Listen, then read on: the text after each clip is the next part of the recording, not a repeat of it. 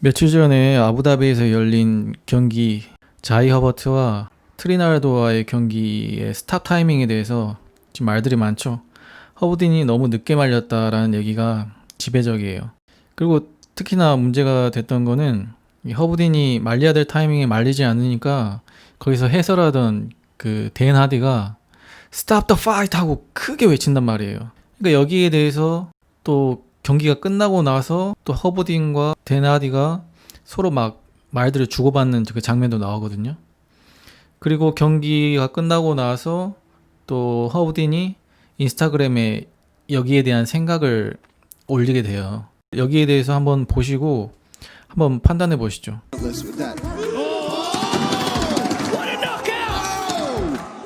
It's not over. Come on! It's not over. Stop the fight! That's the second time now. Hi, how you doing? Herb here, and want to talk to you guys about Abu Dhabi. Great fights, almost there for a month. A lot of really great fights. A lot of great situations to talk about. My last night, I got to referee some fights. One fight in general, there was a great situation that I definitely want to go over and talk to you guys about. There's a fight that some people say could have been stopped earlier. I think it was stopped late. By no means was that a late stoppage. But I'll go into that later. I'm going to maybe do another video and break that down and give you guys more information on it. Like I told you, I'm going to start giving you guys a little bit more insight into how we make our decisions and our process. But what I really want to get into right now is during the match, someone yelled out, "Stop the fight." This is really interesting because there's only professionals there. There's not one fan in the building. Everybody has a job there. Everybody knows what their job is, and they have specific duties. I have a job to referee the fight. One of my duties, me, is to stop the fight when the fighter's taking too much damage. There's two people who are authorized to advise me doing that, to maybe yell out those words, "Stop the fight." There's one, the physician. We have a ringside physician who knows more about the physical body than I do. And he's there to give me advice. If he can't get my attention, maybe he might yell, "Stop the fight." Then there's the fighter's corner. They train with him, they know about him, they know more things about him than I do. They may know something I don't know, and so that's why they would give me some advice to stop the fight. Ultimately, to stop the fight is my decision.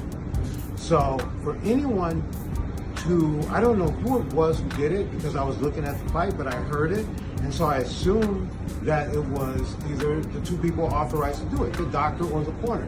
After the match, I followed up. I asked the physician. He goes, "No, that fight was fine.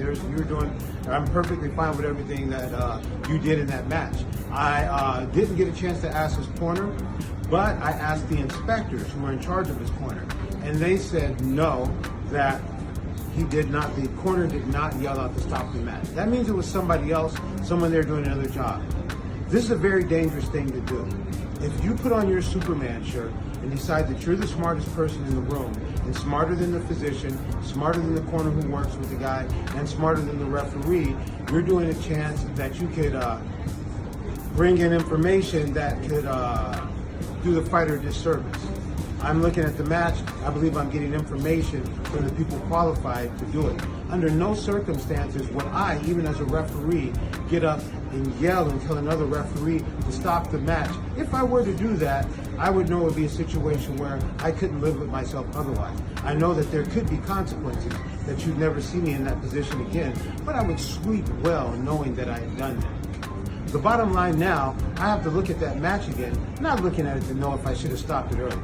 Because it's easy.